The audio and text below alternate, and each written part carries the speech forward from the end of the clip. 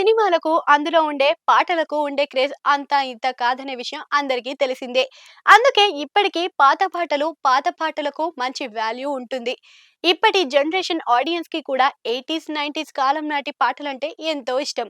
అప్పటి పాటలకు మంచి సాహిత్యం, కళ్ళతోనే నృత్యం చేసే నటీనటులు ఉండటం వల్లే వాటికి అంత క్రేజ్. పాత పాటలకు మంచి క్రేజ్. ఇప్పటి పాటలకు ఎంత పెద్ద చార్ట్ బస్టర్‌లు ఉన్నా అయినా కానీ మహా అయితే ఓ ఏడాది పాటు గుర్తు చేసుకుంటూ ఉంటారు. కానీ అప్పటి పాటలైతే ఇప్పటికీ మోగుతూనే ఉంటాయి. పాత పాటలకు అంత స్పెషల్ క్రేజ్ అయితే ఉంది. ఆ క్రేజ్‌ను ఇప్పటి దర్శక నిర్మాతలు వాడుకుంటున్నారు. పాత పాటలను తమ సినిమాలో పెట్టుకొని ఆ క్రేజ్‌ను వాడుకొని క్యాష్ చేసుకుంటున్నారు.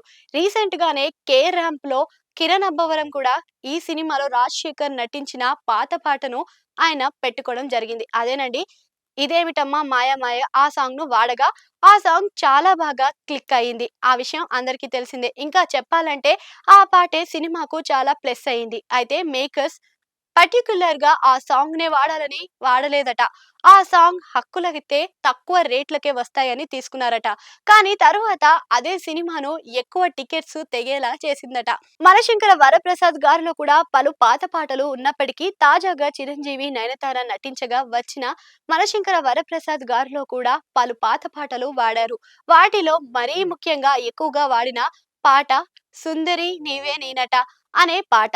సినిమాలో ఒకే సాంగ్‌ను 3 భాషల్లో వాడాలని ఈ సాంగ్‌ను సెలెక్ట్ చేసుకున్నారట డైరెక్టర్.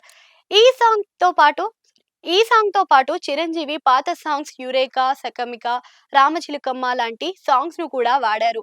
పాతకాలం పాటలకు హక్కుల కోసం ₹1,00,00,000 వరకు ఖర్చు అయితే ఈ పాత సాంగ్స్‌కి అన్నిటికంటే మనశంకర వరప్రసాద్ గారిలో వాడటం కోసం మేకర్స్ దానిని కాస్త ఎక్కువగానే ఖర్చు పెట్టారని తెలుస్తుంది. ఎలాంటి పర్మిషన్స్ లేకుండా తమ సినిమాలో వాడుకుంటే రిలీజ్ తర్వాత ఇబ్బంది పడతామని, పైగా ఇళయరాజా తన ఒక్క సాంగ్‌ను వాడుకుంటేనే ఈ మధ్య వెంటనే కోర్టుకు వెళ్తున్నాడు. ఇదంతా ఎందుకని ముందే రైట్స్‌ను కొనుక్కొని ఆ పాటలను సినిమాలో వాడుకుంటున్నారు అనిల్ రావిపూడి. అయితే ఆ పాత సాంగ్స్‌ను సినిమాలో మొత్తం పాటలా వాడుకోకుండా బిట్లులాగా వాడుకున్నారు. దీనికోసం నిర్మాతలు కోటికి పైగానే ఖర్చు చేశారట.